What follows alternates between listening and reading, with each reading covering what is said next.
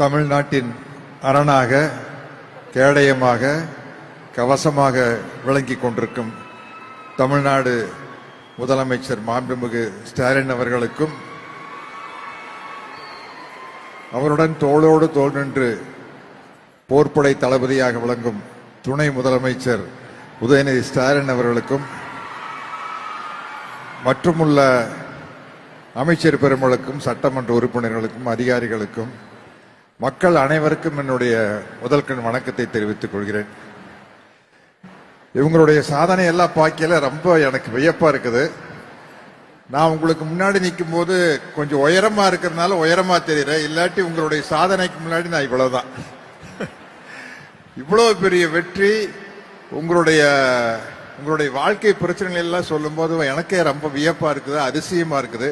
எந்த அளவுக்கு மனதைரியத்தோட நீங்க உறுதியோட வாழ்க்கையில உழைச்சிருந்தீங்கன்னா இந்த அளவுக்கு வந்திருக்க முடியும் அப்படின்னு நினைக்கிறேன். ஏன்னா எனக்கு இது புரிஞ்சுக்க முடியல. நான் கொஞ்சம் வசதியான குடும்பத்தினுடைய பின்புலத்திலிருந்து வந்ததுனால உங்க கஷ்டங்களை எல்லாம் நேரில் பார்த்து தெரிஞ்சுக்க முடியாது. நீங்க சொல்லும் போது எனக்கு வியப்பா இருக்குது. எப்படி இந்த அளவுக்கு தைரியமா இந்த மாதிரி ஒரு வறுமையின் பிடியில் இருக்கிற ஒரு குடும்பத்துல நான் இருந்திருந்தேன்னா இப்படி என்னால வந்திருக்க முடியுமான்னு என்னால தெரியல. அது இந்த கண்கொள்ளா காட்சியை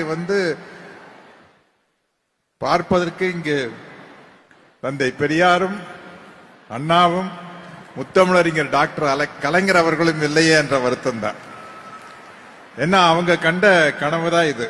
உங்களுக்கு தெரியாது, இது இதனுடைய திராவிட மாடல் அரசு, திராவிட சித்தாந்தத்துக்கும் உங்களுக்கு எல்லாத்துக்கும் கடவுள் நம்பிக்கை இருக்கும், அது தனி விஷயம். ஆனா உங்களுடைய முன்னேற்றம் என்பது இந்த திராவிட சித்தாந்தத்திலிருந்து தான் ஆரம்பிக்குது. அது 100 வருஷத்துக்கு முன்னாடி நீதி கட்சி காலத்திலிருந்து ஆரம்பிச்ச விஷயம். முத்துலட்சுமி ரெட்டி அப்படிங்கிற ஒருத்தர் தான் ஒரு மிகப்பெரிய சாதனை படைத்த முதல் பெண் மருத்துவர். அதுக்கப்புறம் மூவலூர் ராமாமிர்தம் அம்மா அவர்கள் ஒரு மிகப்பெரிய புரட்சியை செய்து பெண்களுக்காக பாடுபட்டார். இப்படி தொடர்ந்து வந்திருக்குன்னா இன்னைக்கு நீங்கெல்லாம் இந்த அளவு இருக்கிறது காரணம் அதனுடைய வேர் எதுன்னு பாத்தீங்கன்னா இந்த 100 வருட திராவிட சித்தாந்தத்தினுடைய வீச்சு தான் நீங்கெல்லாம். இது நீங்க உங்களுக்கு தெரிஞ்சவங்க கிட்ட கேட்டு தெரிஞ்சுக்கங்க. என்ன நம்ம அந்த வேர்களை நாம புரிஞ்சுக்கிட்டாதான் நாம எந்த அளவுக்கு இந்த திராவிட மாடல் அரசுக்கு துணையாக நிற்க வேண்டும் என்பது உங்களுக்கு தெரியும். எதை பார்த்தும் ஏமாந்து விடாதீர்கள், சாதனைகளின் பக்கம் நில்லுங்கள் என்று கூறி என்னுடைய உரையை முடிக்கிறேன். நன்றி, வணக்கம்.